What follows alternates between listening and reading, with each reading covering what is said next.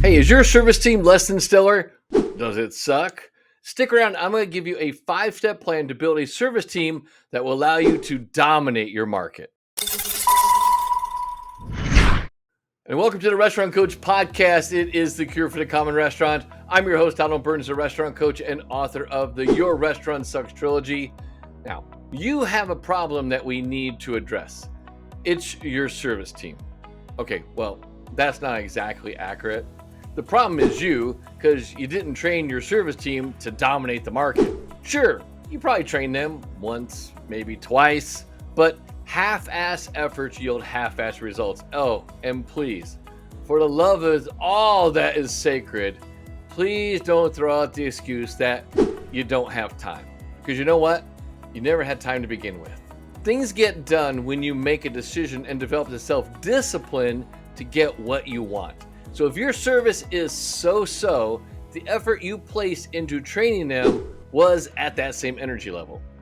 Water truly does seek its own level, and mediocrity is attracted to mediocrity. Don't think so? How many powerful or successful people do you know that seem to be friends? They all seem to run in the same circles, right? Successful people like to be associated with other successful people. So how do you get there? How can you create a service team that just totally dominates your market? I have a 5-step plan for you today. Step number 1, understand your role. When you're the leader in your bar, nightclub, or restaurant, you become a source of energy that feeds the culture. Kind of much like, the sun radiates heat and gives energy in the solar system.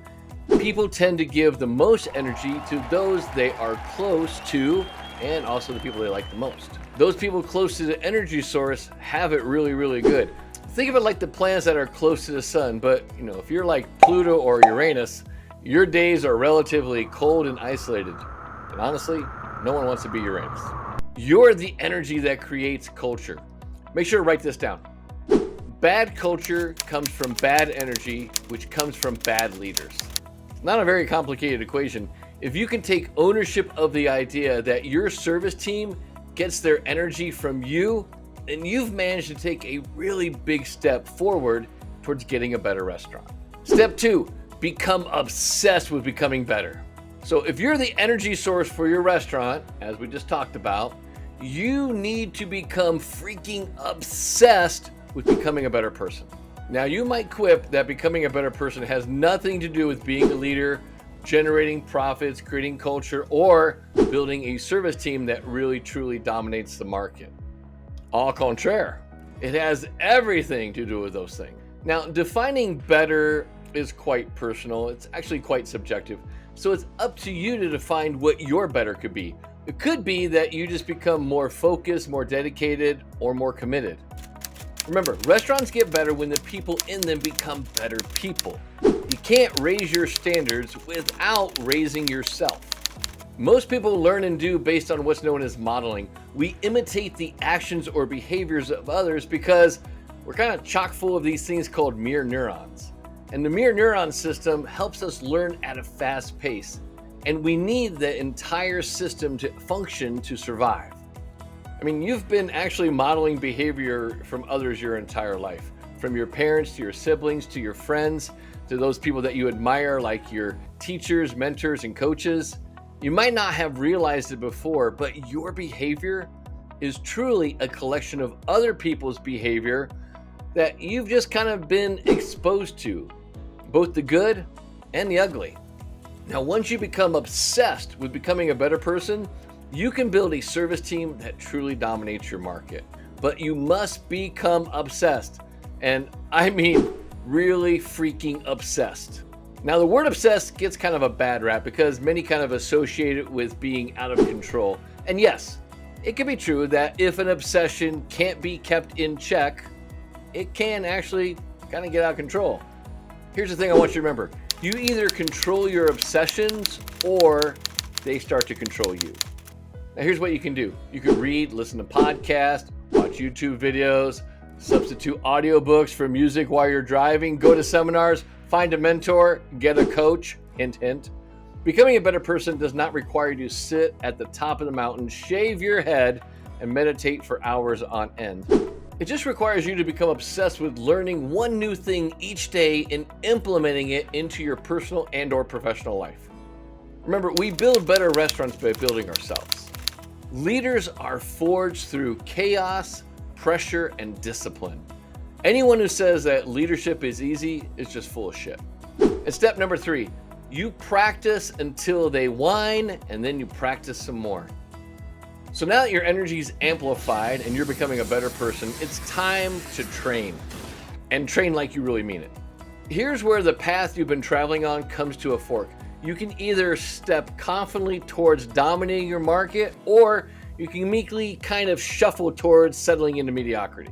Mediocrity is the easy path, and easy doesn't get you shit. Elite athletes who want to win an Olympic gold medal know that they must commit to training every single day. In fact, they're aware that they need to train sometimes multiple times a day. To dominate and become elite, you must make a new commitment to train your team every single day. There's no days off from training if you're aiming for the top of the mountain. You must be as dedicated to training as you are to becoming a better person. It all comes down to obsession. Following the most straightforward path to greatness is crucial for success. And here's one of the easiest ways to find your greatness. It's a simple trick. Get a blank index card. Pick your favorite color if that makes you a little bit happier. Now take that index card, draw a line down the middle. On one side, write my 3, and on the other, write team 3. And here's what you're gonna do. Choose 3 things that you're dedicated to improving for yourself for the day on the my 3 side, and then pick 3 things that you're committed to train your team for the day on the team 3 side. Now, let me give you a little fair warning. Your team is not gonna be like to be pushed out of their comfort zone. That comfort zone was established and burned into their souls after working in the past for mediocre restaurants that only gave training when they first started, and it was probably really shitty training at that. So be aware that they're going to complain, they're going to whine, they're going to push back, and they will not like it. They're going to try to get you to stop this new obsession that you discovered, and they're going to try to lure you back into the comfort zone. Stay the course with this new mantra. Either play at my level or step aside. Step number 4, asset allocation is key. Now, look at the people on your team right now. Now, would you honestly say that they're all at the same skill level? Of course not. Now, you probably have some A players, B players, and maybe a few C players. Now, you shouldn't have any D players working in your restaurant. And if you do, you need to fire them and give yourself a timeout for bad team selection. Now look at your team again. Do you have everyone playing to their strengths? Most likely, you're just filling positions and shifts. You're not looking at your team as assets. You're treating them the same or worse than they truly are. Let's have a talk real quick about checkers versus chess. When you treat all your employees the same and you're trying to be fair, you're just basically playing a big game of checkers.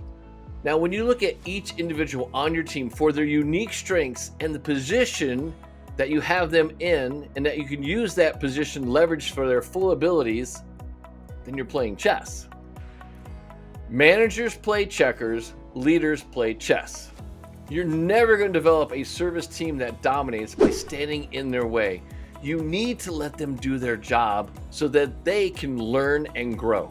And here's the thing, you can't do their job for them. You have your own job to do. Do you want to lead, teach, coach, and train?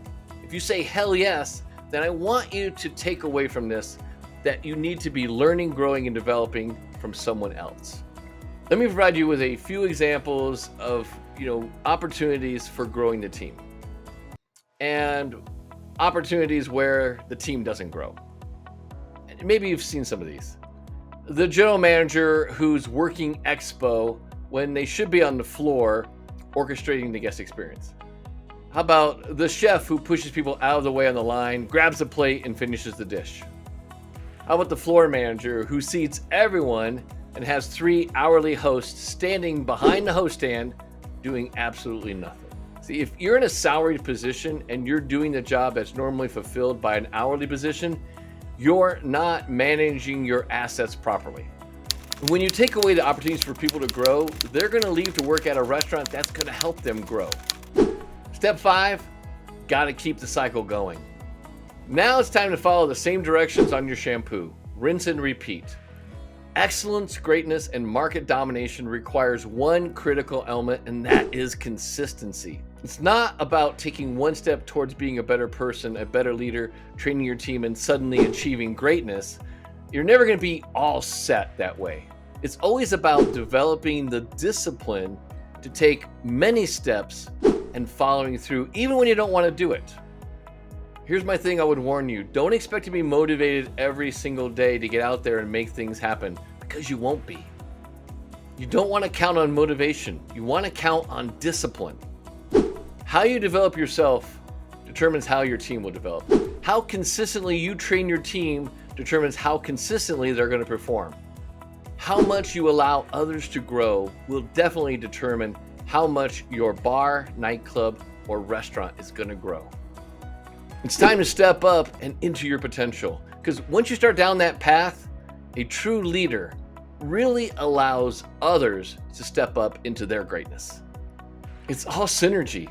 Each element on its own is great, but combined effectively, they really become unstoppable. Now, if you want to learn the secret to restaurant success, I'm offering viewers of this YouTube channel free access to the 3 Frames to Thrive series. It's over 3 hours of training, which is going to show you the 3 foundational frameworks that I teach all of my private coaching clients on how to make more money while working less in the restaurant.